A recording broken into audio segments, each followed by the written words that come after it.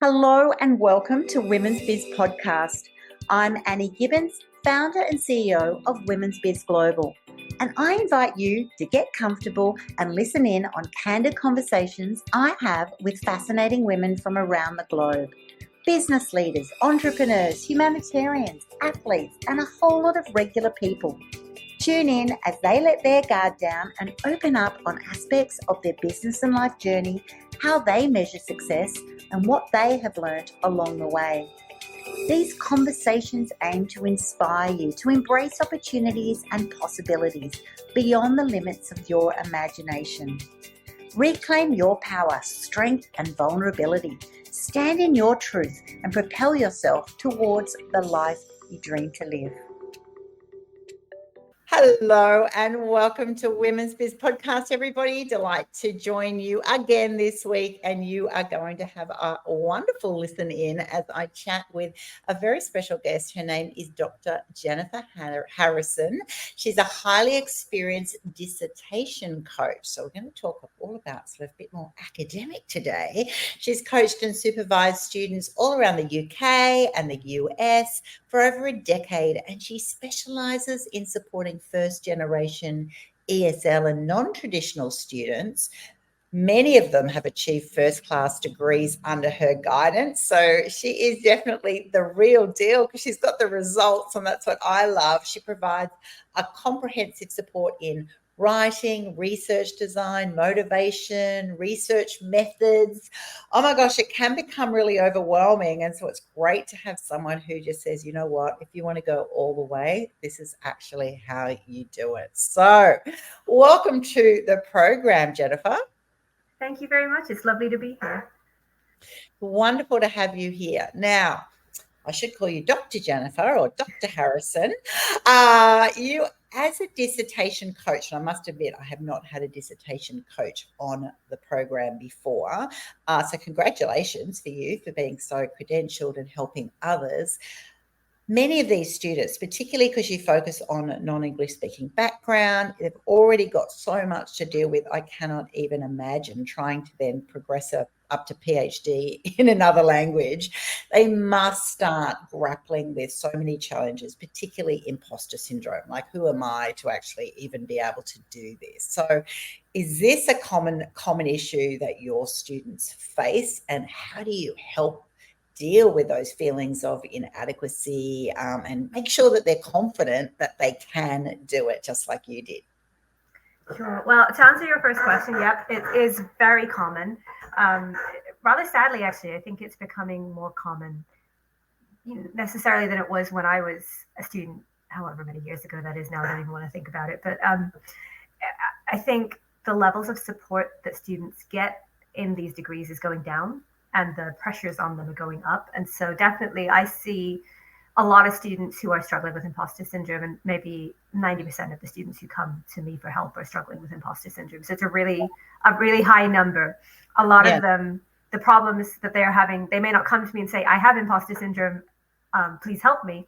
But the problems that they are having, a lot of them do stem from, when you diagnose it, that's where it's coming from, is a lack of confidence in themselves and a kind of a reluctance to believe that what they're doing is good enough and what their instincts are correct. So a lot of what I do is reassurance. I give a lot of reassurance. Sometimes it feels like most of my day is spent saying, no, that really was exactly what you were supposed to do. This work does look good. I promise you, this is excellent work. And it's a little bit sad that people need to reach out to a coach for that, because really you would hope that the schools themselves and the supervisors would be saying to their students, you're on the right track, you're doing a good job, here's what you need to do to improve. But they don't seem to be doing that too often.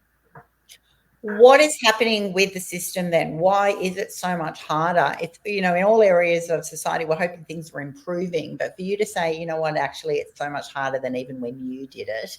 Is it staffing? Is it just the way we do education? What's happening there? I think it's a few things. So I think if you look at higher education news, higher education has been struggling, particularly since 2020 in the pandemic. There are fewer students going, the costs are higher. And so universities are trying to kind of squeeze more out of the system. So yes, there are definitely staffing problems. They're taking on more students. They are taking on less staff, fewer professors. and the professors that are there are having to cope with more students at any one time. There's a lot of pressure on professors to publish, to get involved in committees, to do all this extra work beyond their teaching duties. So every supervisor is pressed for time, and a lot of them just are being told by their administrations, just get them through, get them graduated or get them out. Wow. And so that's not the way to support any student, but certainly not one working at a very high level. Exactly. That's brutal. It can be. To hear. So just to backtrack then, what was your journey to getting a PhD? I'd love you to share that with the listeners. Sure. Well, having said all of this about how terrible the system is, my experience is actually really good. I had a great experience. I went to the University of Wales, as it was then, Aberystwyth. The University of Wales is now kind of, some of the schools have split off, but at the time it was University of Wales, and I did an English undergraduate degree. And I enjoyed the English undergraduate degree so much that when I finished my undergraduate, I went straight into PhD. Mm-hmm. I had an amazing supervisor who worked in Victorian Lit, and about halfway through my degree, he moved to another school, and he handed me to a man called Professor Barry. And Professor Barry was one of the most inspirational people I've ever met in my life. He was the most supportive, kind, calm. He was just wonderful. And he taught me everything that I needed to know to thrive as an academic. It wasn't just about getting the dissertation done. He taught me what I need to do to generally be a good researcher, and to look after myself, which, that's, I've never seen that taught by anybody else. I don't know if that was just him being amazing or what, but I came out of that with a lot of skills and experience. And it wasn't until I started teaching in higher education many years later, I left it, I went away and did other things. When I came back to it, I saw that other students were not getting this amazing experience. And that really saddens me, because it makes the whole thing harder. Yeah, so much harder. Everyone needs a Professor Barry, right? Everyone needs a Professor Barry. I think he's retired now as well. Shout out to Professor Barry. Well done. You have seriously, changed lives. I love that. We need to recognize when people actually, sometimes they don't even realize that they're going, I'm just being me. I'm just doing my job. But it makes such a difference to support. How hard is it to seriously be supportive and encouraging? Because it really does make the difference. Because on the other flip side of that, we've already talked about, they have imposter syndrome. They're like, can I really do it? This is just so hard. And many of them, I'm imagining, are burning out. They actually just strive so hard to try and be good enough that they might not even realize they're burning out. Definitely. So I see a really common picture, and this is UK and US, although primarily in the US, where students who go into these advanced degrees, and it might be masters, it might be doctoral, but they go into these advanced degrees, they have to go through this rigorous application process to get into the degree in the first place.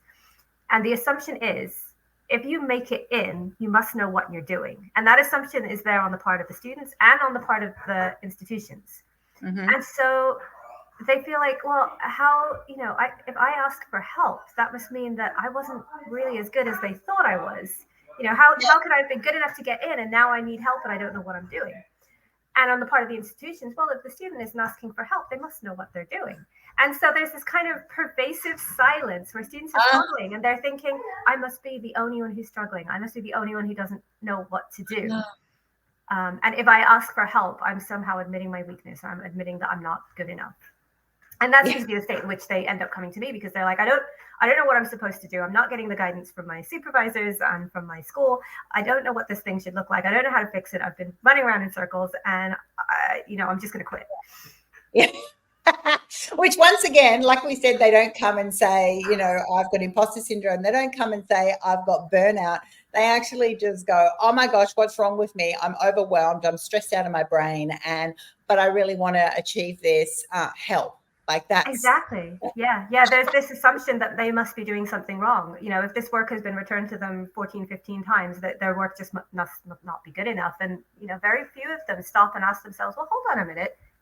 Why isn't my supervisor telling me how to fix this? Why are they saying it's wrong, but not telling me what I should do to make it right? That's right. There's a missing link So how do you help them at that time as a coach in this area to then maintain their productivity, maintain their focus, a lot of, reset their mindset into that self-belief you can do it, whether your supervisor should have told you, helped you, or didn't, you've got to now reset yourself. Yeah, well, I mean, there's kind of three branches to it. There's the really practical side of things. They have an immediate need in front of them. They've got a deadline to meet, or they've got a paper to write, and they just don't know how to do it. So first thing is you meet that immediate need. This is how you do it. This is the answer you've been looking for. Here's the solution that enables you to move forward. That usually takes like one weight off, so that they're able to focus on other things. But beyond that, the biggest thing is usually nobody said to them, "Oh, it's okay. This is hard. How could you have known that? It's okay that you didn't know that. Here's where you find that information." And I would say probably, again, 90% of the students that I work with, that hearing that validation from somebody saying, "Oh, no, you're not receiving the support you should. The problem isn't you. The problem is that you don't have the tools you need. You're going to be okay." Or your work is actually fine. It's normal for it to go through multiple rounds of revision. That's how this process works. Just having someone tell them that relieves that fear that they have. So that's another big part of it, is that they need somebody whose expertise they can trust. Because it's one thing, if you're, I don't know, your kids or your mom says to you, "No, you're fine, you're smart." You go, "Well, yeah, but you don't know what you're talking about." But if someone who Mom, I know you love me, but actually I've got no idea, and you don't have any idea either. Exactly. You want to know someone who's been there before, who actually knows what it takes and what all those normal challenges are. What you've mentioned there is it's almost like permission to go, "You know what? You're a learner. This is part of the learning process that will be challenging." The part of becoming expert in something to PhD level means that it's going to go through a whole lot of rejections because they're looking for that high level. And you know what? It's not just you, it's everybody. So it's kind of like, rather than all of those people think it's just me, I'm the one who's failing, So I suppose what you're telling me is you're actually saying you're giving them permission to realize they're there for a reason. They've already got into the program. They're more than capable. They've just got to appreciate how the mechanics works. Exactly right. And then, once you get beyond that stage, supporting them is very much about making their lives easier. So there are, once you've done a few dissertations, you know the tips and you know the tricks and you know the ways to do it quickly and well. And obviously they're doing it for the first time. They don't know those things. So, once you got them to the point where they believe they can do it and they want to continue doing it, then you can say, "All right, well, here's how you can do it more easily, more quickly, without all of the pain." So you become their best friend, right? Totally. You're their support person.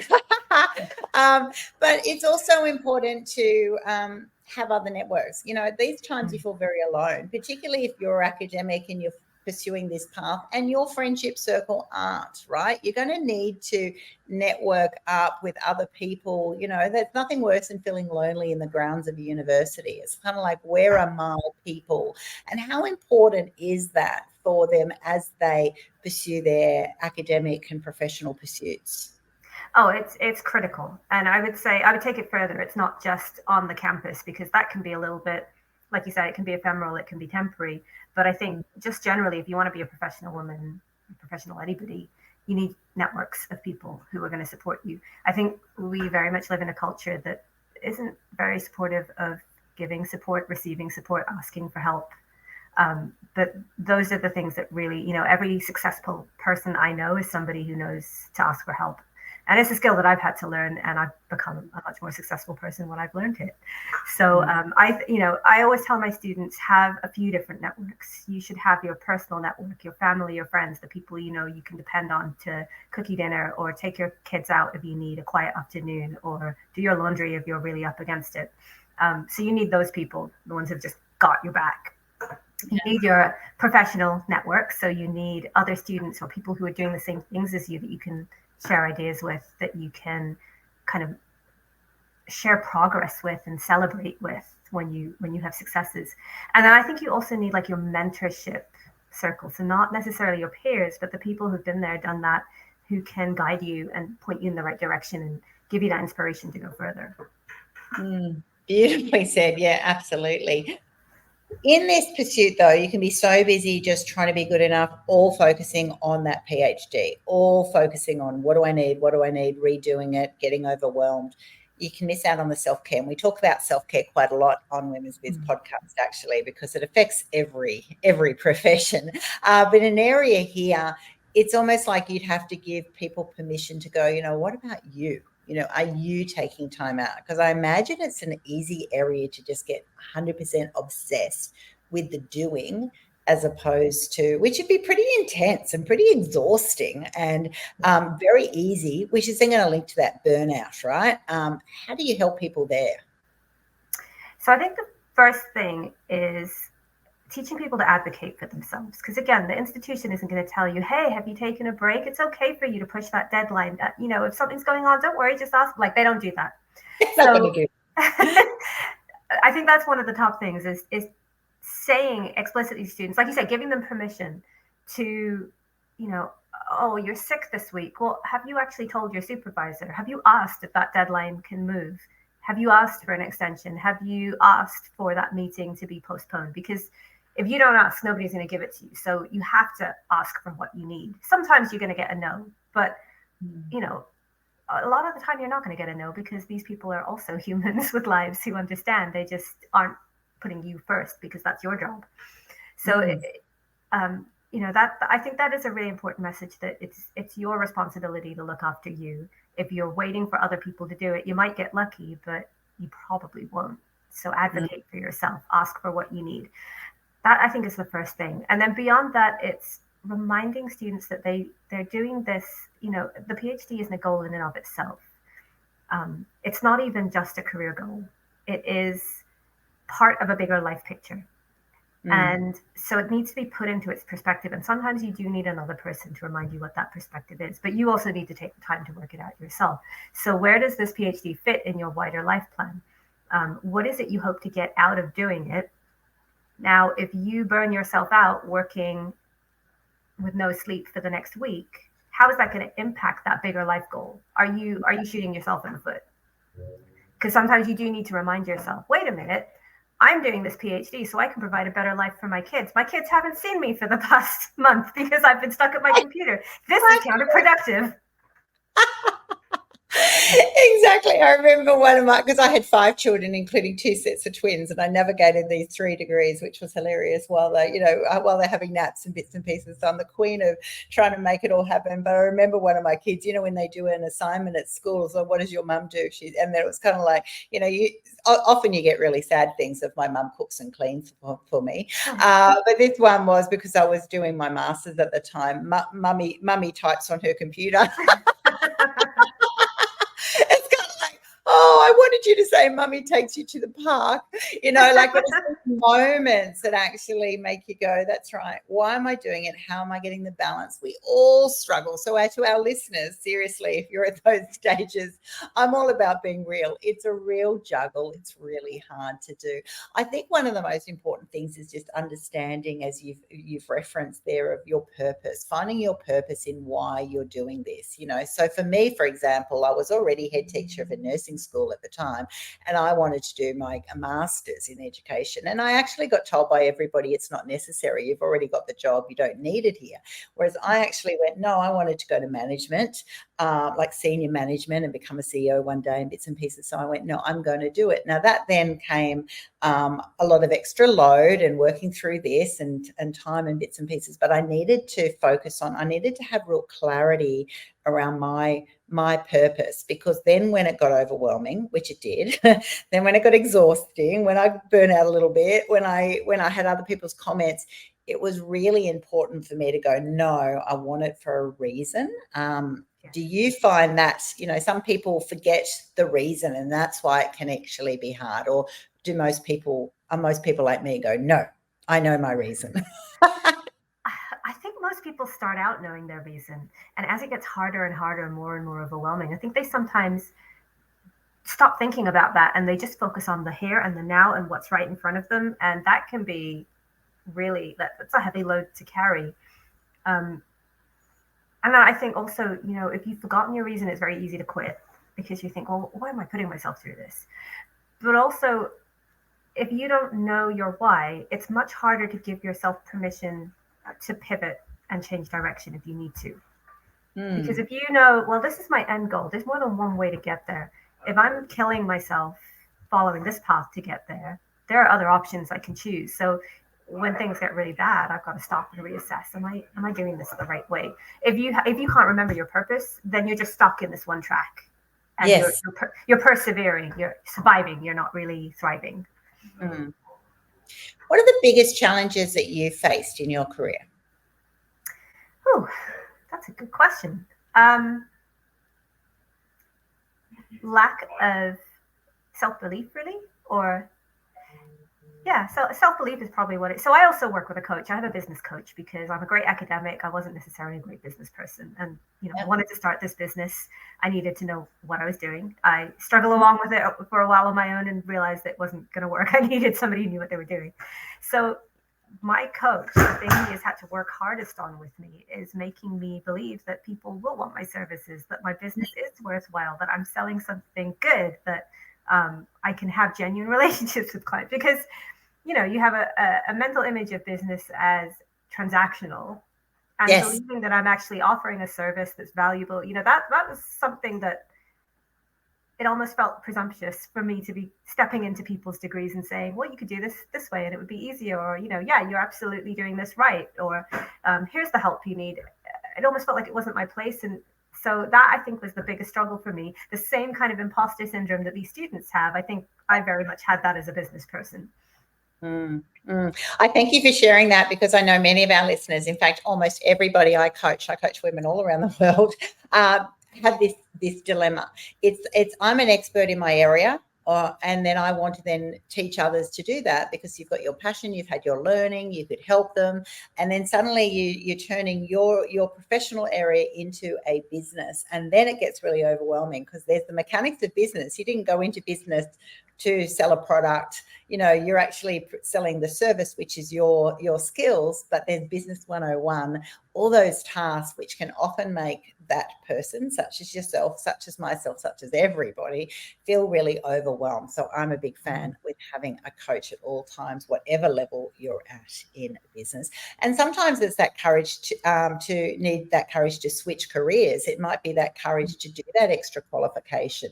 It might be that, having that sounding board, or believing that it's worth it and you're going to have to recenter that work-life balance. There's so many different areas in there that become challenges for people. But I think that confidence in your business, aptitude, ability to make this successful, I think that is absolutely a huge area.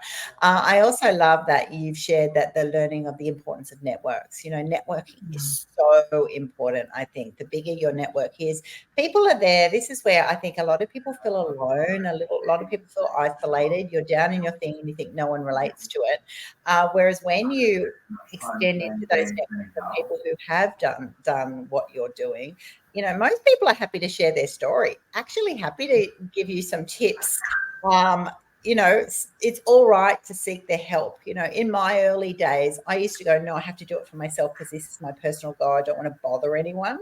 And I don't know if you found that or if you were like that. But oh yeah, yeah. Like people now, I'm like going, I'll even have people to me, so sorry, Annie, I didn't want to bother you. I'm like going, it's not a bother. I'm happy to help you. Not that everyone's happy to help, but most people are. If you just ask them, don't struggle, is what I'm saying. I think we, particularly as women, struggle too much in this area. Do you agree? Definitely agree. Yeah, that barrier to asking for help. I think if we learn to ask for help when we need it, and recognize that we can't be good at everything, and it's okay to not be good at everything, and the things we're not good at, just get some help from somebody who is good at it, and everyone's life will be better. Like I think most of us would just have easier lives if we did that. I think you've referred to earlier on is knowing why you're doing this, right? Your purpose, but it's almost like the end goal. When you're struggling through, doing those papers, getting rejected, rewriting things, going, oh my gosh, I've rewritten it in every way I know possible. What else could there be? Those sorts of things. it's important to know, well, what is the end goal? What are you going to do with this qualification? And so for some people, they don't need a PhD. They might need multiple qualifications in different areas, which is what I've done: Bachelor of Science, Master of Education, and Business, rather than going to PhD. Others go, you know what, I want to be an academic, and therefore will do the PhD route. Do you find that they've got to do you need to know what that end goal, that dream position is and will look like? Is that a huge motivator, or is it more that, no, I want to have this qualification to know that I'm a total specialist? How does that work in the mind of someone who does have a PhD? I think it's a little bit of both, really. When you finish something like a PhD or any doctoral degree, because they're not all PhDs, but when you finish a doctoral degree, you are technically the world expert on that one little topic that you've explored. And so whatever it is you're trying to do, don't do a PhD unless you need to be the world expert on this thing. If you don't need to be that top expert, there are other ways of becoming highly skilled or highly qualified or getting high status that don't involve a PhD. But the PhD makes you the expert. And so really, I think the thing that makes the PhD worthwhile is if you have a mission. So it's usually not something as simple as an end goal. I want this job, or I want a higher salary, or, it's usually nothing as concrete as that. It's more kind of, I'm trying to think of some of my current students, what are their missions? I really believe that people need better support for their mental health. I really believe that there ought to be more colored men as teachers. Those kind of driving life missions. Those are what drive you to become an expert in something, so that you can actually go and solve that problem.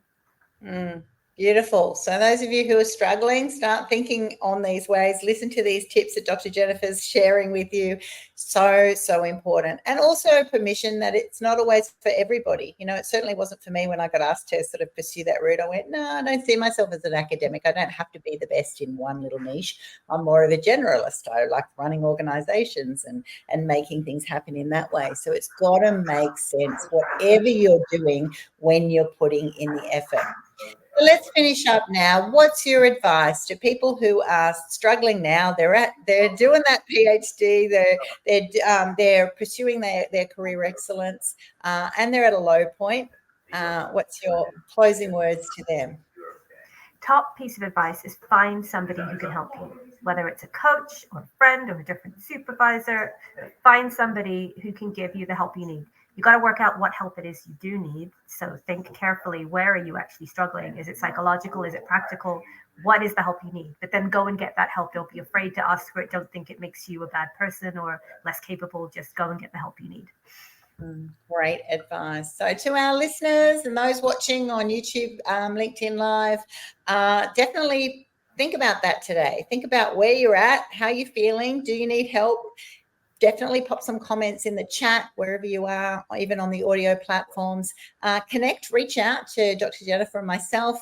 Ask us with those questions. Don't feel alone. There is always a community ready to support you. And we wish you well in all of your success. And I thank you for sharing with us today, Dr. Jennifer Harrison. Thank you very much for having me.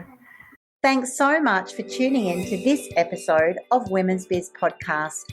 I'm Annie Gibbins, founder and CEO of Women's Biz Global. And if you would like to fast track your future success, pop on over to womensbizglobal.com, where you can find out how our coaching, media and publishing opportunities are helping women just like you to become and be seen as the trusted authorities in their niche. Inquire today and start reining in the abundance you desire.